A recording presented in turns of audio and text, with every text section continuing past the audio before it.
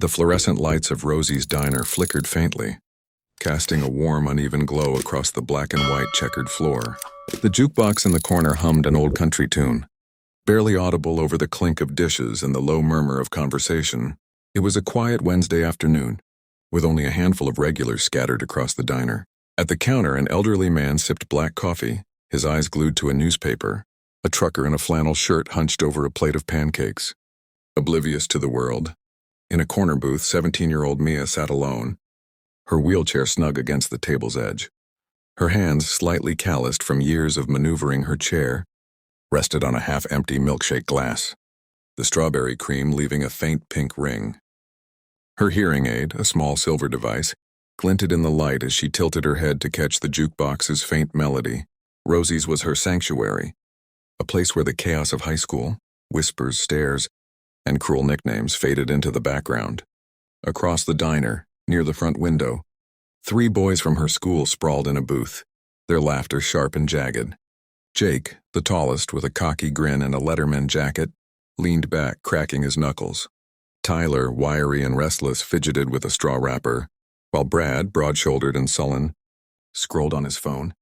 "Yo, check out the crip," Jake said loudly, his voice slicing through the diner's calm.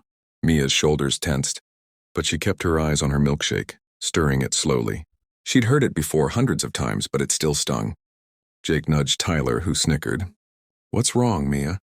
"Can't hear us," Tyler taunted, standing up and sauntering toward her booth. The others followed, their sneakers squeaking on the polished floor. Mia's grip tightened on her glass as Jake leaned over her table, his shadow looming. "Hey, deaf wheels, you ignoring us?" he mocked, snatching her milkshake. Before she could react, he tipped it over, the pink liquid splashing across the table and dripping onto her jeans. Tyler laughed, and Brad, with a cruel smirk, leaned in and slapped her cheek hard. The crack echoed, silencing the diner. "Freak," Brad spat. The waitress, Rosie herself, froze behind the counter, her hands clutching a rag. The regulars glanced over but quickly looked away, unwilling to intervene. Mia's eyes stung with tears, but she bit her lip, refusing to let them fall. Her cheek burned as she grabbed a napkin, wiping the milkshake from her lap with trembling hands. The boys strutted out, high-fiving, their laughter fading into the parking lot. Mia sat still, her heart pounding, the weight of their cruelty settling deep. The wind howled outside Rosie's diner, a weathered roadside stop on the outskirts of a small Russian town, where snow dusted the ground and the air carried the bite of early winter. Inside, the warmth of the diner contrasted with the chill, the scent of borscht and fried pelmeni mingling, with the faint tang of diesel from truckers passing through. The fluorescent lights buzzed, casting a stark glow over the faded red booths and chipped formica tables. Mia, still shaken from the earlier incident, sat in her wheelchair by the corner booth, her damp jeans clinging to her legs from the spilled milkshake. Her hands fidgeted with a napkin, shredding it into tiny pieces as she tried to steady her breathing. The waitress, Irina, a stout woman with a kind but weary face, whispered to the cook about the 3 boys, Jake, Tyler, and Brad, who'd humiliated Mia an hour ago. The diner's door creaked open, the bell above it clanging sharply. A gust of cold air swept in as 4 figures stepped inside, their heavy boots thudding against the worn wooden floor. They were bikers, clad in thick leather jackets adorned with patches and chains that jangled softly. The leader, a burly man with a graying beard and a patch reading Victor, scanned the room with piercing eyes. His crew, 2 men with scarred knuckles and a woman, with a shaved head and a wolf tattoo on her neck, followed, their presence filling the small diner with an unspoken weight. Irina hesitated, then approached with a tray of steaming tea glasses. Victor's gaze landed on Mia, her stained clothes and red-rimmed eyes telling a story he recognized instantly.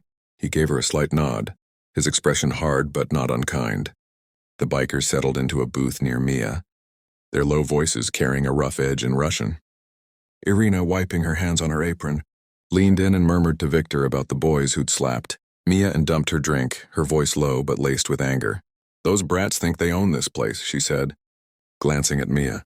Victor's jaw clenched, and he exchanged a look with the woman, called Natasha, who cracked her knuckles with a grim smile. "Know where they are?" Victor asked, his voice like gravel. Irina nodded, pointing through the fogged-up window. Outside, Jake, Tyler, and Brad loitered by their battered Lada, tossing a cigarette lighter between them, their laughter faint but mocking. Victor sipped his tea, his silence heavy with purpose as Natasha muttered, "Time to teach some manners." The biker's eyes gleamed with intent, the air in the diner thickening with anticipation. The Russian dusk cast a grayish hue over the snow-dusted parking lot of Rosie's diner, the neon sign flickering against the darkening sky. Jake, Tyler, and Brad leaned against their rusted Lada, tossing a cigarette lighter between them, their laughter harsh in the biting cold. They were oblivious to the low rumble of motorcycle engines idling nearby, their focus on recounting their earlier cruelty to Mia. The diner's door swung open with a sharp creak, and Victor led his biker crew, Nikolai, Dmitri, and Natasha, out into the lot.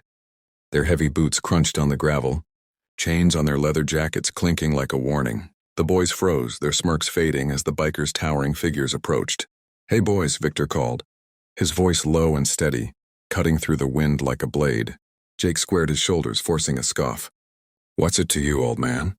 Natasha stepped forward, her wolf tattoo stark against her neck, eyes blazing. "That girl in there," she said, her Russian sharp and venomous, "has more courage in her little finger than you punks." Combined.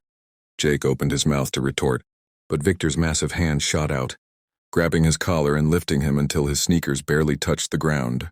"You're gonna apologize," Victor growled, his face inches from Jake's. Nikolai and Dmitri flanked Tyler and Brad, their looming presence cutting off any escape. The boys' bravado crumbled, their faces pale as the snow. "Move!" Natasha snapped, jerking her head toward the diner. The bullies stumbled forward, marched back inside under the bikers' watchful eyes. Mia looked up from her booth, her hand still clutching a torn napkin, her cheek still stinging from Brad's slap. The diner's patrons fell silent as the boys were herded to her table. "Sorry, Mia," Jake muttered, his voice barely audible, eyes darting to Victor's glare. "Louder," Victor rumbled, his tone leaving no room for defiance. "We're sorry, Mia." The three chorused, their voices shaky but clear. Mia met their eyes, her jaw tight. "Don't do it again," she said, her voice steady despite the knot in her chest. Victor nodded approvingly, then leaned down to her. "You need us, you call," he said, sliding a card with a motorcycle club emblem across the table. The bikers escorted the boys out, their bikes roaring to life as they vanished into the twilight. Mia exhaled, a faint smile breaking through her guarded expression, the weight of the day lifting just a little.